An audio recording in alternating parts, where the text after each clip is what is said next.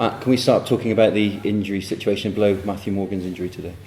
Yeah, it's obviously disappointing for everyone at the club, and Matthew's obviously disappointed. So we've got initially a 3-month timescale for him, but as always, it will give other people opportunities to come in. So Adrian Jarvis will start this weekend, and he's been excellent coming off the bench, and obviously Nick is improving day to day, and Callum Sheedy has been playing regularly with Mark Cook in A-League. So yeah, very disappointing because he's been made a really good start to his Bristol career, but as always, it gives somebody else an opportunity. Yeah, is that perhaps the most frustrating thing because of the form and the way he's settled in at Bristol? It makes it even more frustrating.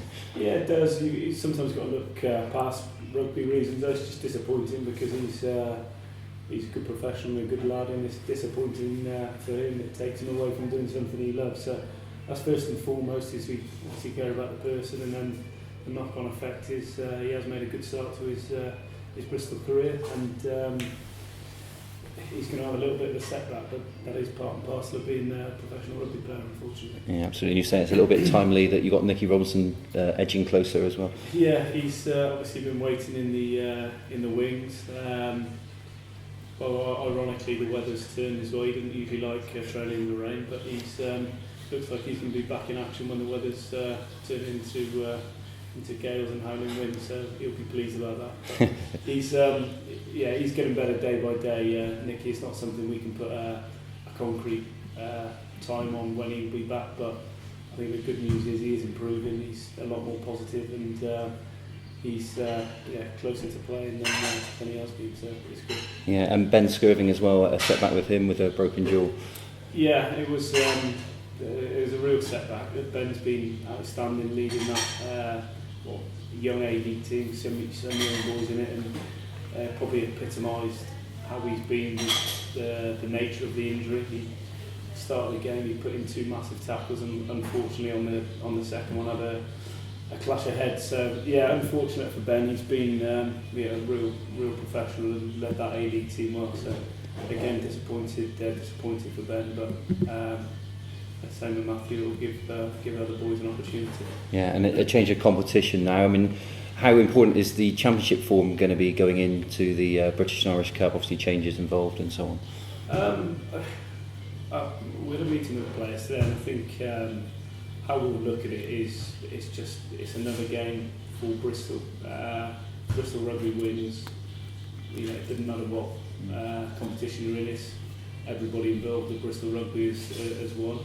The opposite, if the performance isn't as good. So rather than look at the title of championship or B&I or A-League, it's an opportunity for a group of players to put the best foot forward in the Bristol shirt. Yeah, and keep the momentum going, I suppose, is key as well, isn't it, between the competitions?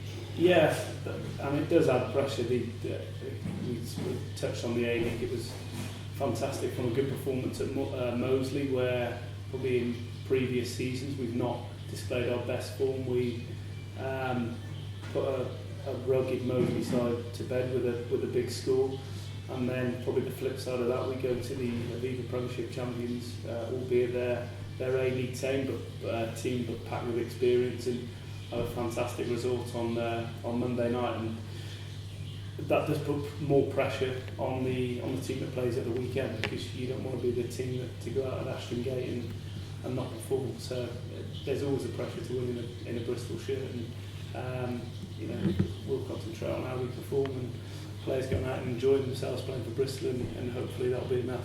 Yeah, and the A-League, you've spoken about it there, but how important is the A-League in terms of development for these players that aren't able to get in the first team on a regular basis? It's fantastic. We've seen big improvements. Callum Sheedy, from his performances throughout the A-League, has gradually improved.